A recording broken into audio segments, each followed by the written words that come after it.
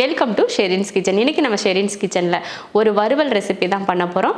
பீன்ஸும் அப்புறமா உருளைக்கிழங்கு ரெண்டு சேர்த்து போட்டு ஒரு வறுவல். இந்த சைடிஷ் மட்டும்தான் நம்ம இனிமேல் வீட்டில் செய்யணும் அப்படின்னு நினைக்கிற அளவுக்கு ருசியாக இருக்கக்கூடிய ஒரு சைடிஷ் தான். வாங்க இதை எப்படி பண்ணலாம் அப்படிங்கிறத பார்க்கலாம். நான் வந்து உருளைக்கிழங்கும் பீன்ஸும் இது போல் பெரிய சைஸாகவே வெட்டி எடுத்து வச்சுருக்கேன். பார்த்தீங்கன்னா உருளைக்கிழங்கும் அதே மாதிரி தான் இருக்குது, பீன்ஸும் அதே பெரிய சைஸில் தான் வெட்டி இருக்கேன்.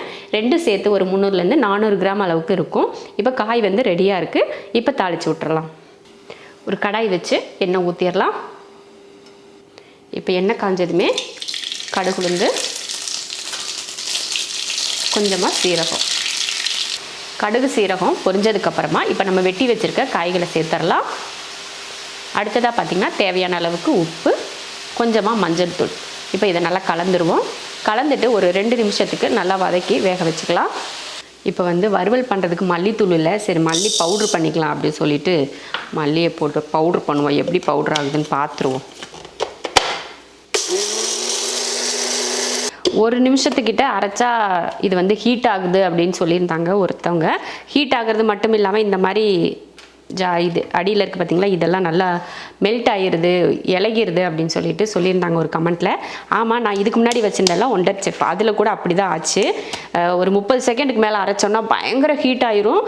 அப்புறமா பார்த்திங்கன்னா அது வந்து உருகிட்டு தான் நம்ம அந்த பிளேடெல்லாம் போய் இதெல்லாம் போய் இதில் போய் மாட்டிட்டு இந்த மாதிரிலாம் பண்ணும். இதில் நான் செக் பண்ணுறதுக்காகவே இப்போ கரெக்டாக 1 நிமிஷத்துக்கு நான் வந்து அரைச்சேன். சூடே ஆகலை, ஜாரும் சூடு ஆகலை, இந்த மிக்சியும் தான் சில்லுன்னு தான் இருக்குது, எதுவுமே இல்லை, ஒன்றும் பிரச்சனை இல்லை. 1 நிமிஷத்துக்கு அரைச்சேன். அதுக்காக நம்ம 1 நிமிஷத்துக்குலாம் அரைக்க தேவையில்லை. அவங்க சொன்னதே 30 செகண்டில் அரைச்சிரும். 30 செகண்ட் அரைச்சிங்கன்னா அதுக்கப்புறமா நீங்கள் வந்து ஆஃப் பண்ணிவிட்டு மறுபடியும் அரைங்க அப்படின்னு தான் சொல்லி அனுப்புனாங்க.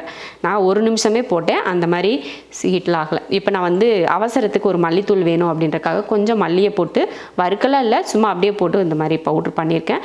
நம்ம கடையில் வாங்குற அளவுக்குலாம் இருக்காது, இருந்தாலும் ஓரளவுக்கு பரவாயில்ல, அவசரத்துக்கு யூஸ் பண்ணிக்கலாம். குழம்புக்கெல்லாம் யூஸ் பண்ண முடியாது, வறுவல் இந்த மாதிரிக்கெலாம் நம்ம யூஸ் பண்ணிக்கலாம். ஒரு 2 நிமிஷத்துக்கு இது போல் அந்த எண்ணெயில் இது போல் வறுத்ததுக்கப்புறமா இப்போ இதில் மிளகாத்தூள் ஒரு 1/2 ஸ்பூன் அளவுக்கு சேர்த்துடலாம். கரம் மசாலா ஒரு 1/4 ஸ்பூனுக்கும் கம்மியாக சேர்த்துக்கிட்டால் போதும். அடுத்து மல்லித்தூள் ஒரு 1/2 ஸ்பூன். அடுத்ததாக பார்த்திங்கன்னா நான் இவ்வளோ ஒரு 2 ஸ்பூன் அளவுக்கு கசூரி மேத்தி எடுத்திருக்கேன், அதையும் சேர்த்துடலாம். சேர்த்துட்டு கலந்துருவோம்.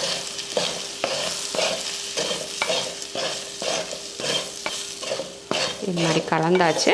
அடுத்ததாக கொஞ்சமாக தண்ணி சேர்த்துடலாம். அதிகம் வேணாம், கொஞ்சம், ஏன்னா பீன்ஸு இதெல்லாம் நல்லா வெந்துருச்சு, இந்த வதக்குனதுலேயே ஓரளவுக்கு வெந்துருச்சு, இருந்தாலும் கொஞ்சம் சேர்த்துக்கிட்டால் நல்லா வேகும் இல்லையா, அதுக்காக தான். இப்போ கூட நான் அடுப்பை வந்து சிம்மில் வச்சுட்டு தான் தாளித்து விட்டுருக்கேன். இப்போ மூடி போட்டுடலாம். இப்போ மூடி வச்சுருவோம். காய் வந்து நல்லா வெந்து அந்த தண்ணி வற்றட்டும்.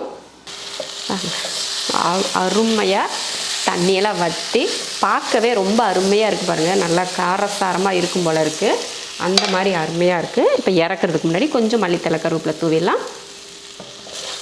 வெங்காயமே நம்ம இதில் போடலை, வெங்காயம் போடாமல் அருமையான ஒரு உருளைக்கிழங்கு பீன்ஸ் வறுவல் ரெடி.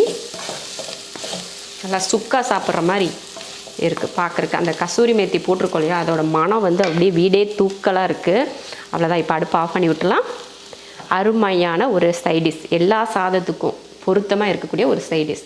பாப்பு நல்லா சாப்பிட்ற போல் நொறுக்கு நொறுக்கு நொறுக்கு நொறுக்குது, மொறு மொறுன்னு இருக்கும் போல், சிப்ஸு சாப்பிட்ட மாதிரி இருக்கும் போல். எப்போ பாரு இதில் தண்ணி குடிக்கிறதே வேலையாக வச்சுருக்க, சரியில்லை நீ, அவ்வளோதான் சொல்லுவேன், புரியுதா? இதை எப்படி நீ தூக்குவ? பூச்சாண்டி வராம்மா, பூச்சாண்டி.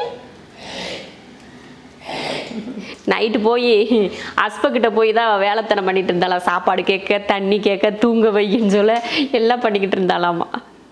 இந்த கூடை வந்து அவளோட கூடை, ஏன்னா அவளை நாங்கள் இதில் தான் வச்சு வெளியில் கூட்டிகிட்டு போனோம். அதனால அந்த கூடை மேலே ஏறி ஏறி போய் படுத்துக்கிறது, இல்லைன்னா விளையாடுறது, இது ஏதாவது ஒன்று செஞ்சுட்டே இருக்கும்.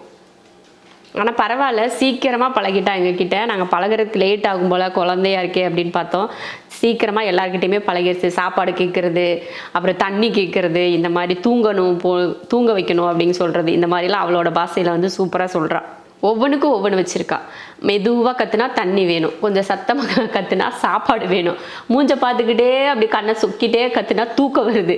இந்த மாதிரியெல்லாம் நாங்கள் பழகி வச்சுருக்கோம் அவள்கிட்ட.